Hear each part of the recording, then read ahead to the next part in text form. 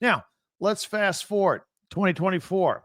Jim Harbaugh gone, and along with a lot of talent like J.J. McCarthy, Sharon Moore, who had done a great job jumping in for Coach Harbaugh each time he landed a suspension. He's now the man in charge of the program. And, of course, going into the season this past fall, there were some whispers that Michigan might be okay. It might be okay, better than expected, maybe. Maybe. There was still a lot of NFL caliber talent on that depth chart, that roster. There was. The problem was that they failed to enter the season with a bona fide quarterback to lead the team. And granted, filling J.J. McCarthy's shoes would be a tough matter, no matter who lined up behind center. But Davis Warren turned the ball over too much. Alex Orji couldn't throw the ball, period. Jack Tuttle was always hurt, and then he retired in the middle of the season. You know, eking out 7 wins during that regular season was no small feat, but they did get there. They won the 8th game in the bowl game.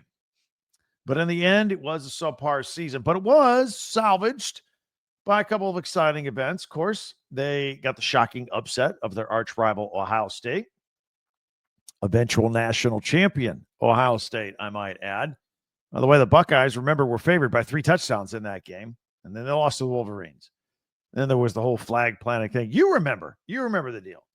And then the Wolverines went on to beat Alabama in the ReliaQuest Bowl, and it was the program's second win over Alabama in 365 days.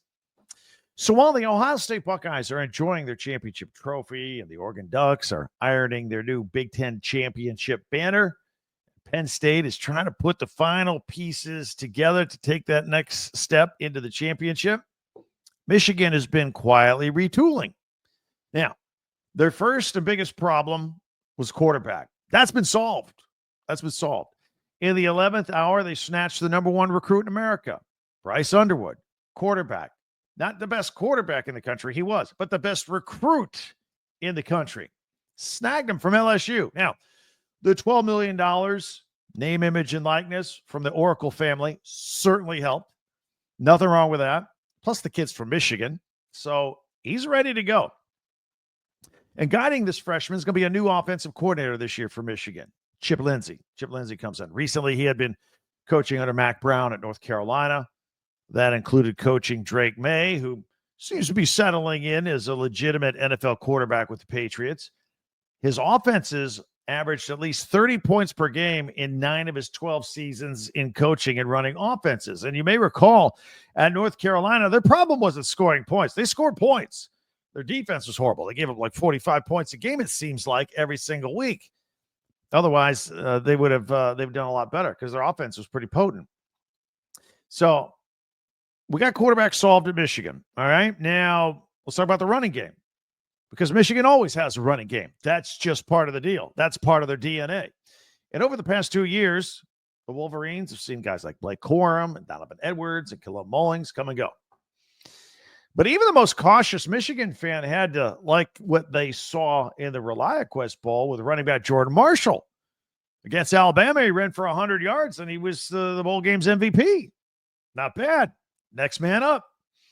The Wolverines also landed a transfer from Alabama, running back Justice Hayes. I guess he liked what he saw from the other sideline when Michigan was busy beating Alabama. I'd like to see personally how wide receiver Samaj Morgan does with a more accurate quarterback getting him the ball. I think he could potentially have a bit of a breakout year. And the Wolverines have a couple of interesting tight ends to replace Colston Loveland in Marlon Klein and Hogan Hansen. So they have talent coming up. Now, on defense, major talent needs to be replaced here. Major. Just like I said, Michigan likes to hang its head on a running game. It also likes to hang its head on having a defense and running game. That's Michigan football. They got to replace Kenneth Grant. They got to replace Mason Graham. They got to replace Josiah Stewart. They got to replace Will Johnson, all headed to the NFL. But Michigan has always had a next man up level mentality and depth at positions. And in fact, there are guys coming up on the front four. They got some depth there. Look for 6'5" edge rusher Dominic Nichols to anchor the defensive line. He was second on the team with 5.5 sacks this year, and he wasn't even a starter. So he's coming back. You got safety Brandon Hillman. It's his chance to shine. But he's going to have some help because some good news in the last week. Rod Moore is coming back. He missed all last season with an injury, but he's coming back. This is an NFL caliber guy. So, and he's a guy that played a key role back in the championship year. So putting it all together, of course, will be defensive coordinator Wink Martindale, who is also coming back. He interviewed for a handful of NFL coordinator jobs. Either didn't get them or didn't like what he saw. He's coming back. And remember, 2024 defensively started out slowly as that was his first year.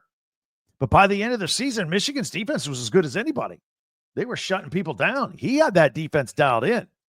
So he's coming back. Everybody's used to his system. So that leads me to this question. How high is the ceiling for the Michigan Wolverines in 2025? Let's look at their schedule, first of all. It's pretty interesting. I think right off the top, you can just baseline. They can match the 7 wins they got last year.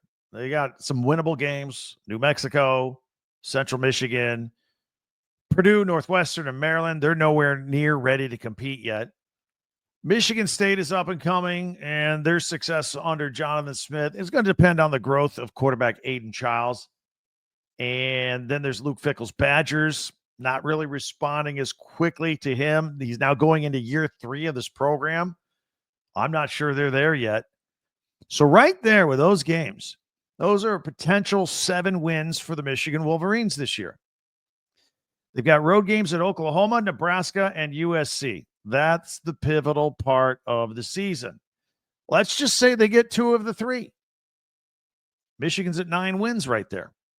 Now, that leaves 2 more games we haven't talked about yet. They're home games, Washington and Ohio State.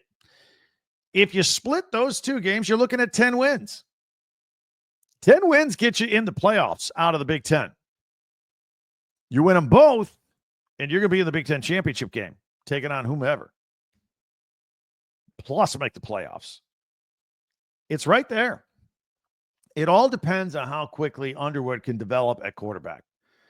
Now remember, he's not only is a freshman, he's a young freshman. Like he's like 17, and like it may not happen in the first year.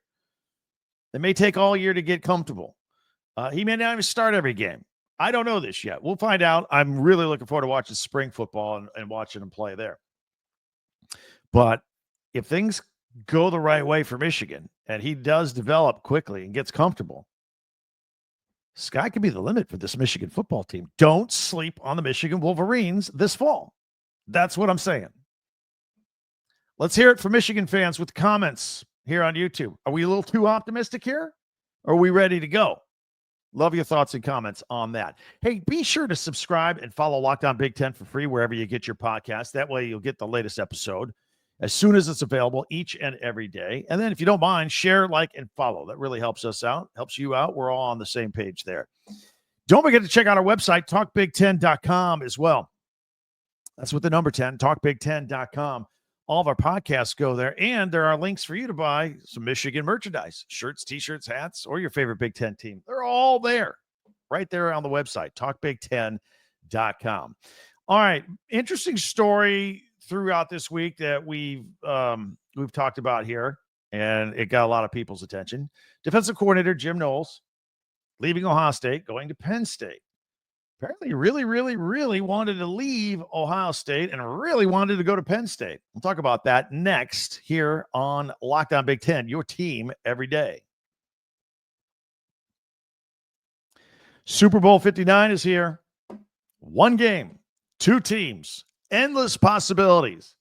And there's no better way to make every play more exciting than with FanDuel Sportsbook. You got to check this out if you haven't yet. You've been hearing us talk about it all season long.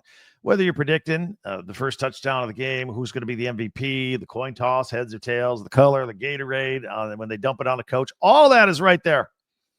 And with live betting all game long, you can adjust your bets as the game unfolds and feel the thrill from kickoff to the final whistle. Live betting, it's happening. Check it out. Stay involved no matter what's going on the field. The app is super easy to navigate. Plus, knowing you can place a $5 bet and potentially win $200 in bonus bets for the Super Bowl, icing on the cake for you. Download the app or head to FanDuel.com and get started. Bet just $5, and if you win, you'll score $200 in bonus bets. That's FanDuel.com. Bet with FanDuel, official partner of Super Bowl 59.